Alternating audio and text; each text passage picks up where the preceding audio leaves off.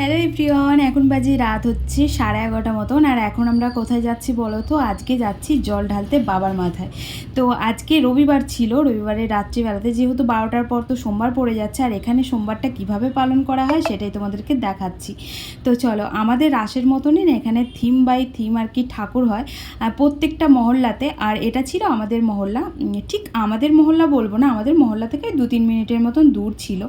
তো প্রত্যেকটা মহল্লাতেই মানে করা হয়েছিল এরকম বড় থিমের মতন করে। তো চলো তোমাদের দেখাই। আর এখানে এসে দেখছি বড় একটা লম্বা লাইন পড়ে গেছে। তো আমরা ভেবেছিলাম হয়তো রাত করে গেলে লাইনটা কম থাকবে, কিন্তু রাত্রের দিকে না বেশি বড় আর কি লাইন হচ্ছিল। তো আমরা দাঁড়িয়ে পড়েছিলাম লাইনে, বেশ ভালো লাগছিল জানে তো, চারিপাশটা এত সুন্দর লাগছিল, কত লোকজন, তারপর গান বাজছিল, সবাই আনন্দ করছিল। জানো তো এখানে একটা জিনিস খুব ভালো, বাঙালি বা অবাঙালি কোনো ব্যাপার না, এখানে কিন্তু সবাই সবারই মতন করে আনন্দ করে। দেখতে পাচ্ছ সবাই কিন্তু নাচ কোচ করছে। আর এখানে শুনলাম নাকি বরফের রাস্তা তৈরি করেছে। তো চলো, তো ভালো লাগছে, ভেতরে গিয়ে দেখা যাক। আমাদের এখন লাইন চলে এসেছে, আমরা এখন ঢুকলাম ভেতরে। আর সত্যি অসাধারণ করেছিল ভেতরটা, দেখতে পেলে?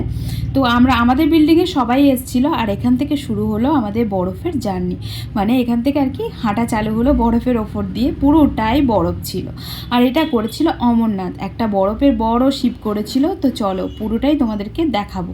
আর এদিকে আমাদের অবস্থা তো ঠিক এই রকম, পাটা তো পুরো একদম অবশ হয়ে যাচ্ছিল, কারণ যতই যাচ্ছিলাম ততই একদম অবশ হয়ে যাচ্ছিল। আর আমার অবস্থা দেখো, কারণ আমার শরীরটা একটুখানি খারাপ ছিল, সন্ধ্যে থেকে আমার একটু জ্বর এসেছিল।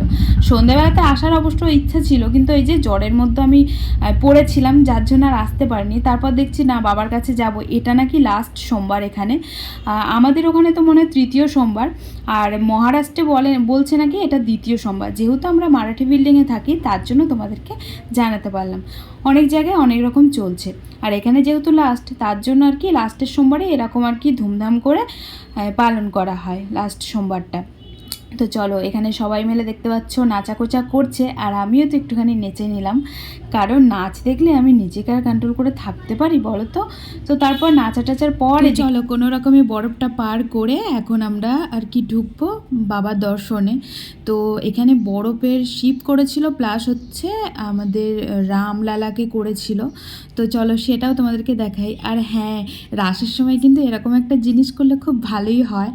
তো আমি দেখলাম এখানে বেশ সুন্দরই করেছে, এখানে নাকি প্রত্যেকবারই করে, তবে না আমি প্রথমবার একবার এসেছিলাম তখন কিন্তু এরকম বরফের করেনি, তখন করেছিল জলের মধ্য দিয়ে, মানে বরফ দিয়েছিল, কিন্তু বরফগুলো সব গলিয়ে দিয়েছিল, যার জন্য জলটা ঠান্ডা ছিল, জলের মধ্য দিয়ে আমাদের হেঁটে হেঁটে যেতে হচ্ছিল। কিন্তু এইবারটা দেখলাম পুরো একদম গোটা গোটা বরফই রেখে দিয়েছে। তো ভালো লাগছিল, কিন্তু হ্যাঁ কষ্ট তো হবেই বলো।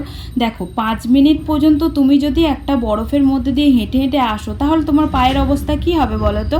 তো সেই রকমই হচ্ছিল আমাদের ফিলটা। কিন্তু হ্যাঁ, সব সদ্য মিলিয়ে প্রচণ্ড ভালো লাগছিল। তবে আমার একটু বেশি কষ্ট হচ্ছিল, কারণ আমার ঠান্ডা লাগছিল প্রচণ্ড পরিমাণে। বাবার কাছে তো যেতেই হবে, যেহেতু জল ঢালতে হবে। রামলালাকে দর্শন করে এখন যাব আমরা বাবাকে দর্শন করতে। কি সুন্দর দেখো ডেকোরেশন করেছে, তাই না? তো আমার তো বেশ ভালো লেগেছে। তোমাদের ভালো লাগলে অবশ্যই কমেন্টে জয় শ্রীরাম লিখো, কারণ এখানে সবাই জয় শ্রীরামের নারা লাগাচ্ছিল, মানে বলছিল আর কি জয় শ্রীরাম।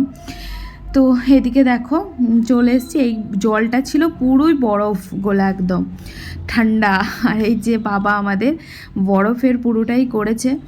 তো এখানে সবাই আর কি জল টল ঢালবেই, বাবার মাথাতেই জল ঢালাবে। আর যে বাবার কোলের কাছে একটা ছোট্ট শিব আছে, এটাই আর কি আসল, আর ওই বরফটা করা হয়েছে। জানো তো, আর বেশিক্ষণ থাকার আমার ক্ষমতা নেই, আমার পাটা পুরো একদম অবশ হয়ে গেছিলো, যার জন্য সঞ্জয় আমাকে বললো তুমি তাড়াতাড়ি বাইরে বেরিয়ে যাও, কারণ আমার এমনিতেই জ্বর এসেছিলো সন্ধ্যের দিকে, তার জন্য আমি তাড়াতাড়ি চলে এসেছিলাম। আর শুধু আমি না, দেখো সবারই অবস্থা একই রকম। তো আমার যেহেতু শরীরটা একটু খারাপ ছিল বলে আমার প্রবলেমটা একটু বেশি হয়েছে। তারপরেও জানো, আবারও আমি ভেবেছিলাম ঢুকবো ভেতরে, কারণ খুব ভালো লাগছিল, আমার কষ্ট হচ্ছিলো বাট ভালো লাগছিল। তো তারপর বাইরে বেরিয়ে দেখি প্রচুর লাইন হয়ে গেছে। আমরা যখন লাইন দিলাম তখন কিন্তু এতটা লাইন ছিল না, যত রাত হচ্ছে তত মানুষের ভিড়টা বেশি জমছিল, কারণ যেহেতু জল ঢালবে সবাই, তার জন্য। আর এদিকে চলে এসেছিলাম একটু নাচাকোচা করে, এখন খাবো প্রসাদ, যেটা পুজো দেওয়া হয়েছিল। এটা হচ্ছে ঘেওয়ার। তো এখানকার ট্র্যাডিশনাল, এই মাসেই বানানো হয় এটাকে বাবার জন্য স্পেশালি, কারণ বাবার এটা নাকি খুব প্রিয় একটা খাবার।